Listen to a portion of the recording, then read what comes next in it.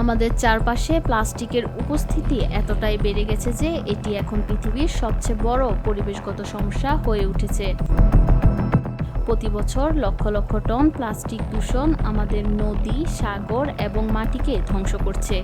বিশ্বব্যাপী প্রতি বছর প্রায় ৩০০ মিলিয়ন টন প্লাস্টিক উৎপাদিত হয়। এর অর্ধেকই একবার ব্যবহারের পর ফেলে দেওয়া হচ্ছে।